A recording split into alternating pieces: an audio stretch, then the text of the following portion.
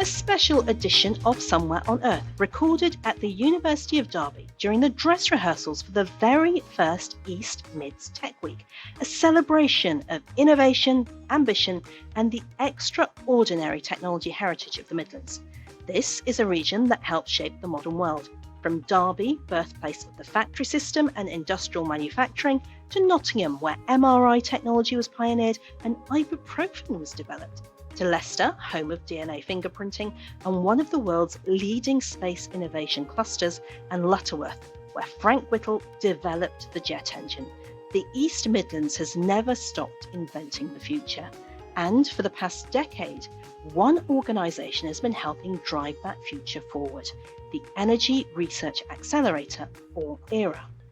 ERA brings together leading Midlands universities, researchers, businesses and industry partners to accelerate real-world energy innovation, from hydrogen and net zero technologies to sustainable transport, smart systems and clean growth. Over the last 10 years, they've built one of the UK's most powerful regional innovation networks, connecting world-class research with industry to help tackle some of the biggest energy and climate challenges of our time. As a Champions Partner of East Mids Tech Week, ERA represents exactly what this region does best: collaboration, invention, and turning bold ideas into global impact. So, in this special episode, we celebrate 10 years of ERA and the next chapter of Midlands innovation. That's Somewhere on Earth, where technology meets humanity. And joining us for this special episode are four people right at the heart of the Energy Research Accelerator, which this year celebrates a decade of driving innovation across the Midlands. ERA is focused on some of the biggest challenges facing the UK's journey to net zero, from decarbonising homes, transport and industry to improving energy storage, grid resilience and sustainable manufacturing. They're also tackling wider issues around energy affordability, critical materials, skills and the circular economy, helping ensure the transition to clean energy works for both businesses and communities. The organisation helps universities, researchers and businesses across the Midlands turn innovation into commercial growth, so ideas developed in universities and startups can scale into businesses that create jobs and regional growth. So first, let us welcome Nick King, Marketing and Communications Manager at ERA. So what does ERA actually do? Good question, Anya. So Energy Research Accelerator, in essence, we're a partnership of 8 universities in the Midlands: Aston, Birmingham, Cranfield, Keele, Leicester, Loughborough, Nottingham, Warwick, and the British Geological Survey. And we all work together in that partnership in order to essentially help decarbonise, the region help decarbonise industry. So we started out 10 years ago. We had a chunk of money given to us by Innovate UK to invest in new facilities, whether these were labs, so looking at things like battery innovation at Warwick University or solar power at Loughborough University, and big demonstration projects. So in Nottingham, Trent Basin, which is a community energy scheme where people were able to sort of generate their own electricity, sell it back to the grid. And that also involved the largest Tesla battery in Europe at the time. So, yeah, so there were a number of big projects involved.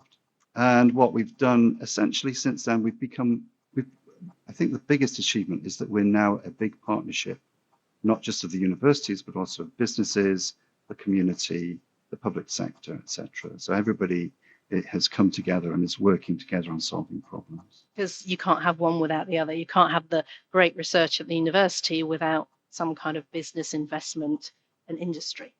Yeah, that's absolutely right. We can't just stand alone within universities doing our own thing. We've got to make sure that the work we do is applicable to industry and that they can benefit for them, so that we're solving real world challenges. And what are the achievements that you're really most proud of? I mean, you've mentioned a few things that you've done, but over a decade, there must be some real kind of big things, that people might think, oh, I didn't know that. One of the big sort of programs that we've just completed actually is a project called HYDEX, which is all about building the hydrogen economy in the region. And that was a project where we worked with businesses and we gave out a number of sort of innovation grants where they could work with academics to solve problems. where universities built demonstration projects so that you could look at new ways of producing and storing hydrogen. And we also brought in the whole skills element as well, looking at the skills that were needed, looking at what skills were out there that could be transferred to the hydrogen economy. So that was a great program in itself. We've done so much really, and I think a lot of the work that we've done in terms of knowledge exchange through our events and through getting businesses to come into universities and see how they can work with us. I think that is a big achievement, because I think a lot of businesses, particularly small businesses, look at universities and think, whoa, this is a big, scary place. And so I think we've helped to open those doors, And get them to kind of talk each other's language, I guess, because I think that's what, I find as a science journalist is you can go into a university and think, oh my goodness me, let's kind of break this up a little bit to understand it. And I think that's always been an issue, hasn't it? Yeah, that's absolutely right. I think most businesses can benefit from some academic expertise applied to problems that they have. But yes, by bringing them together, they do speak the same language, and they, when you've got an academic focused on solving a problem for a business, and the business is focused on that problem as well, that's a great thing to see. And this is the first ever East Mids Tech Week. Why is it important that ERA is here and supporting it? And in effect, you're showcasing a whole day. You've got this great title, Champions Partner, etc. But your presence is quite big here. Why did you guys decide that this is an event we want to support and be such a part of? Yeah, well, this is a great event for the region. It's the first one in the East Midlands. Energy is a big topic in this area. We've got we've got big companies here like Rolls-Royce that you've mentioned, who are involved in not only aerospace but things like small modular reactors. We've got Toyota just up the road, and the hydrogen cars, electric cars, etc. But I think for us, it's all about bringing that community together to see what is going on, to see what's happening with small businesses and some of the spin-out businesses, and what we're doing with in terms of the researchers and with the students. So I think it was very important for us to be involved, to showcase what this region can do really to the rest of the country and potentially the world. Nick King, for the moment, thank you very much. Thank you.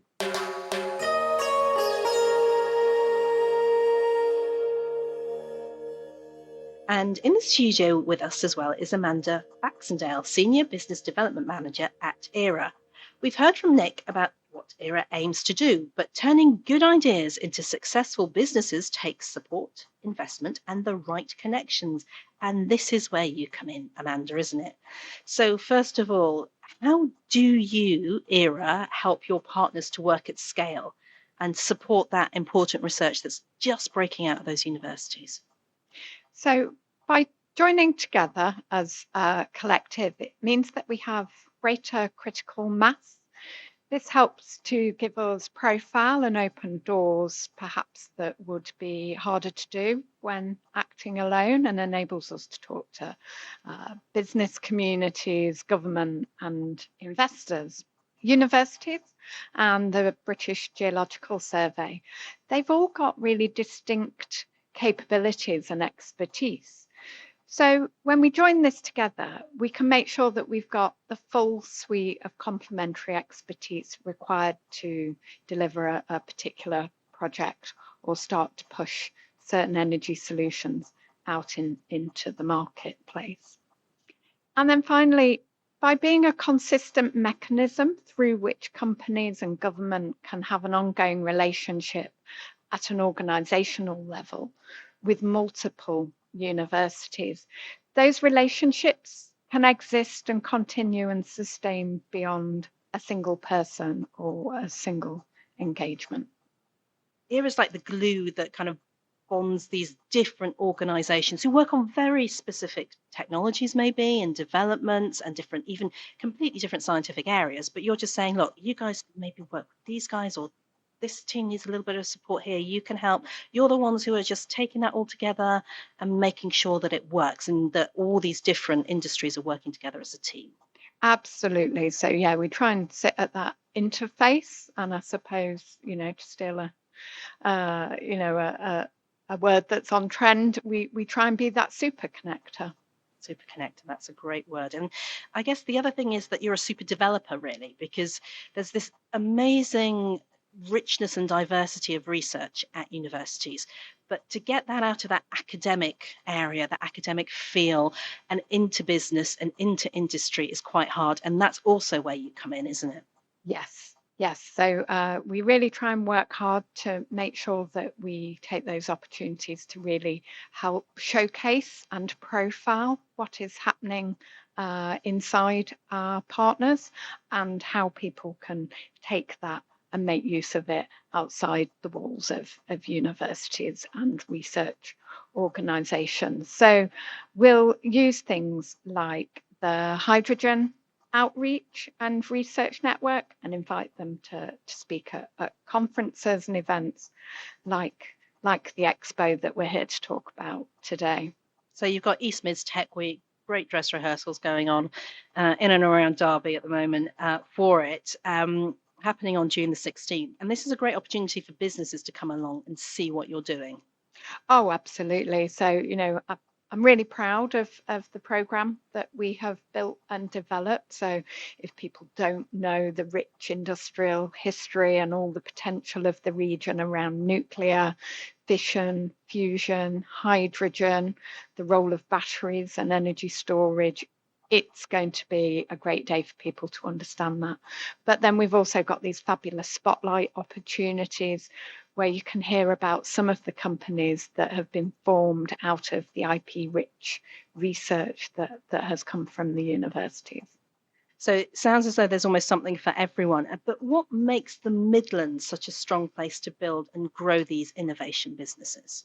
Well, of course, I'm biased and I'm going to say the great universities and their startup and enterprise programs like Earthscale, which a number of the East Midlands universities are participating in to support businesses that want to solve some of the world's greatest sustainability and environmental challenges.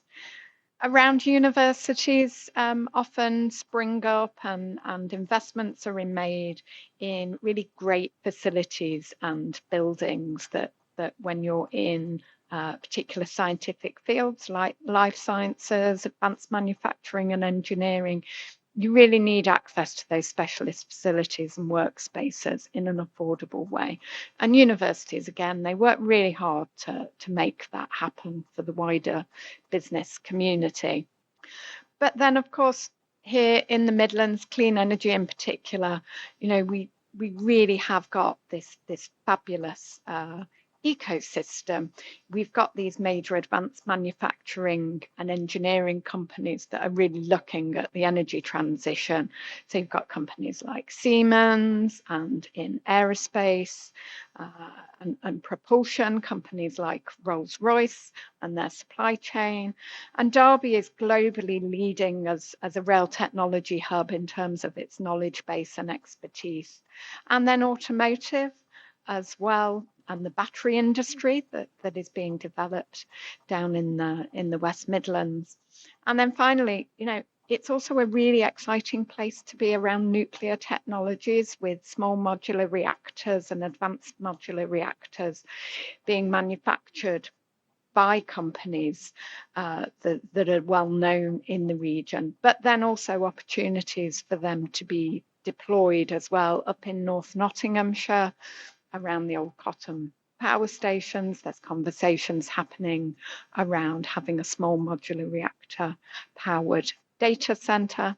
And then just a few miles away from that, we are again, in this rich and privileged and unique position to have a prototype fusion power station being commissioned here in the Midlands. So I really do believe that in the Midlands, we have this amazing breadth of markets, makers, and the demand across a whole range of clean energy solutions. So, yeah, we're in the Midlands, and it's going to be a great place to participate in that clean energy transition. Thank you very much, Amanda. We'll be hearing more from you later in the show and also in the ad-free podcast extra program. For just $10 a month, you can get lots more soap. Please search pod.fan Somewhere on Earth podcasts.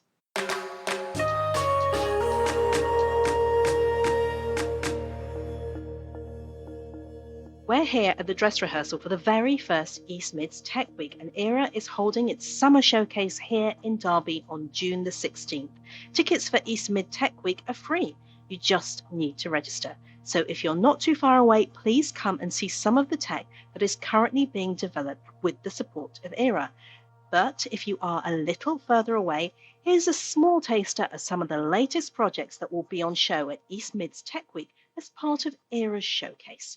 I met up with some of those practicing their presentations at Valiant Live, the new event space in the heart of Derby, where East Mids Tech Week is taking place. My name is Jubal Thomas. My project's on the co-electrolysis of carbon dioxide and steam to produce sustainable aviation fuel.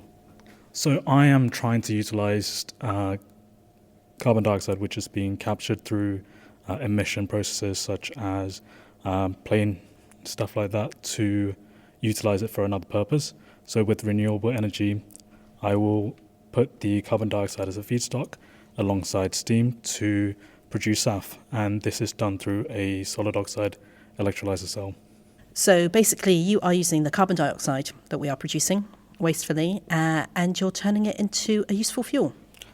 Essentially, so we want to achieve net zero neutrality, so we can achieve that by utilizing the carbon dioxide which is emitted and then reproducing the fuel, which can then be combusted again.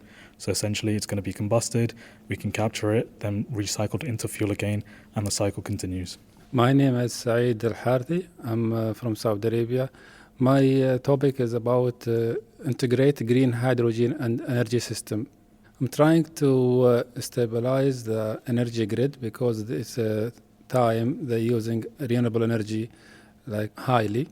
So when we use the green hydrogen, when we use the renewable energy, it's not possible to stabilize the system because there is like the renewable energy, wind and PV, the sun is not stable all the time. So the sun is not shining every time and the wind is not blow all the time. And the demand is changeable. So I need to design system to stabilize both renewable energy and to meet the demand requirement. So what you're trying to do, and correct me if I'm wrong, is you're trying to harness and store that sun energy or that wind energy when we've got it and store it in some way. Is that correct? Yes, basically trying to use trying to use the excess power when we have excess power in the grid. So just produce hydrogen through the electrolyzers and store it in the tank and reuse it again in the grid using the fuel cell when we need it. So basically, as you can say, like energy storage system. ERA is looking for solutions that will help the Midlands, the UK, and even the world reach net zero and a low carbon future. One particular technology that is high in its agenda is transitioning to hydrogen. Also in the studio is Dr. Kelly Manders, Regional Development Manager for Cadent, the UK's largest gas distribution network. Kelly also oversees Cadent's hydrogen transition programs and is one of ERA's industrial partners. Welcome, Kelly. Thank you. Thanks for having me. Now, let's get back to those basics. How can hydrogen help power a cleaner, lower carbon energy future? Well, if we think about our industrial partners and manufacturers in the UK, they currently use a huge amount of natural gas. So what we're trying to do is to help them replace that natural gas with an equivalent such as hydrogen. They need to use natural gas to produce really high temperatures, to create vast amounts of steam for the chemical manufacturing industry, salt manufacturing, making cement and asphalt, and our food and drink industries, all here in this region. So they need an alternative, and that alternative is hydrogen. It's low carbon, and it's an easy replacement. They can blend hydrogen into natural gas straight away with their equipment that they currently have, and then they can purchase new equipment that's hydrogen ready as they move forward. And where are we at in the UK with hydrogen? Because you do see hydrogen buses on the streets, don't you?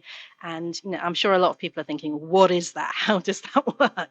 Yeah, we've made a lot of progress in the UK. We are doing very well. We have green hydrogen, electrolytic hydrogen being produced right here in this region. So at High Marnham, they currently produce Europe's largest volume of hydrogen at that production facility, and they're growing.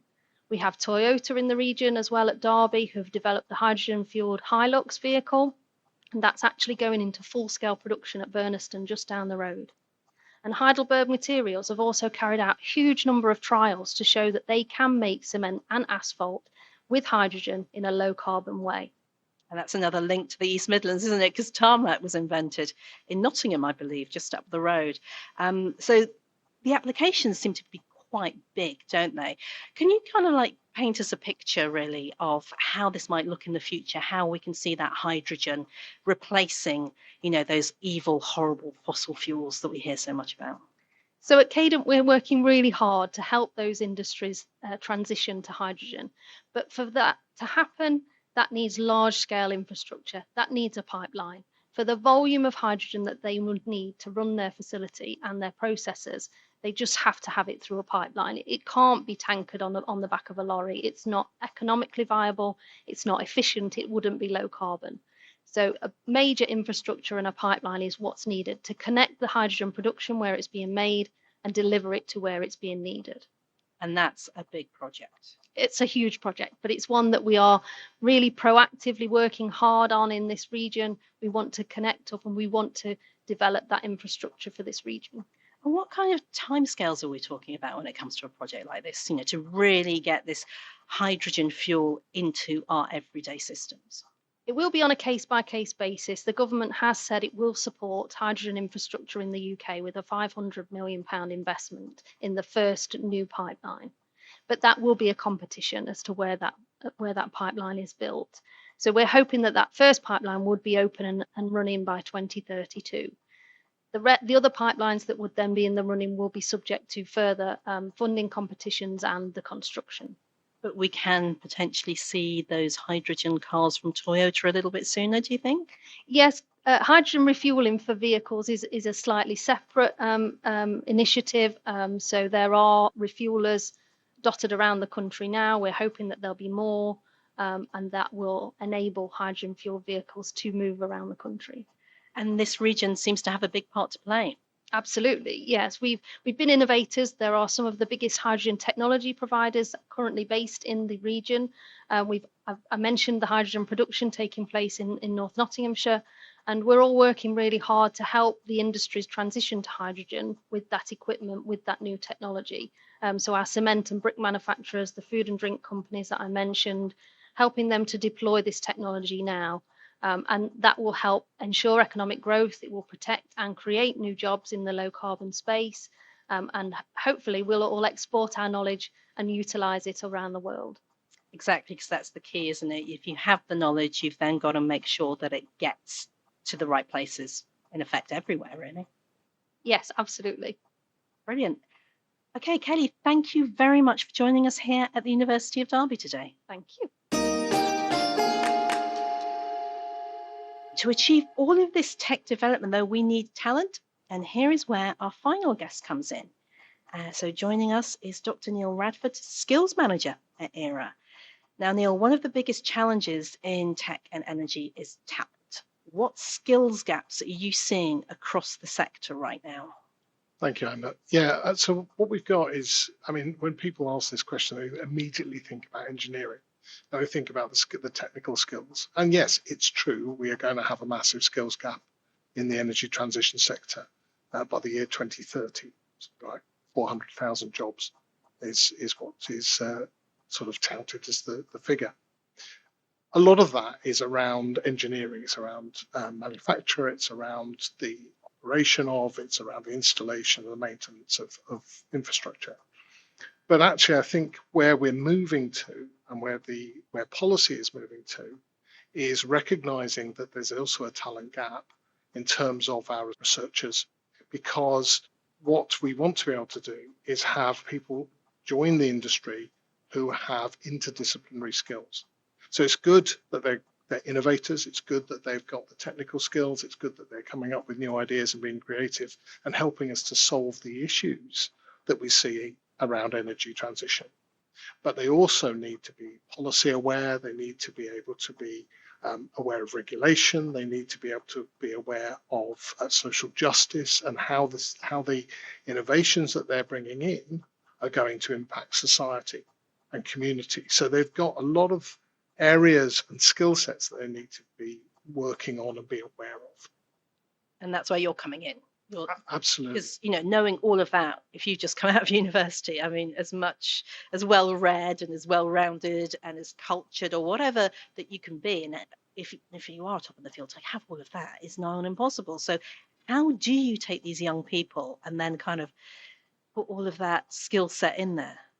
Well, I mean, we work really closely with our university partners and with their centres for doctoral training, because they are producing huge amounts of training materials and training sessions.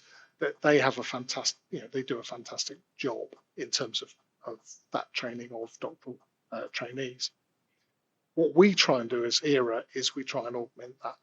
So as my colleagues have said, we're very good at bringing people together. It's a lot of what we do is about that collaboration piece. It's about that networking. It's about making sure that people are talking to each other, not just across those universities, but with industry as well.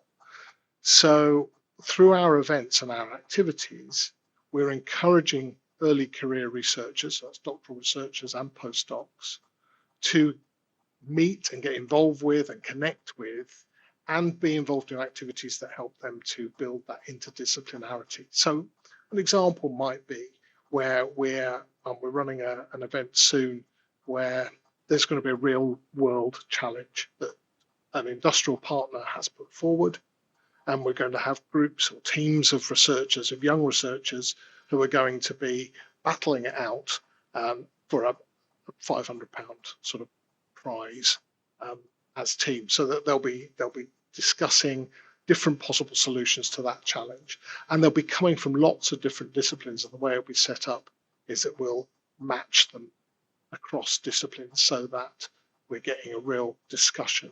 So it's about researchers being able to recognize, not always being experts in all of those things, but being able to recognize that they need to be aware of those things and being able to connect with people who are also then experts in those things. So we build their capacity. Because it's important that we have people who are policy capacity, for example, policy capability for net zero, or people that are able to understand the social aspects of this, or be able to connect with the engineers and be able to help build the infrastructure, through that teamwork with the people who are building. And I saw at the dress rehearsals at Valiant Live, the venue that you're going to be showcasing at this summer, just the diversity of those young people. There was a girl from Ghana talking about something that I really had to read it quite a few times because it was mind-blowing. Then we had Syed from Saudi Arabia. I mean,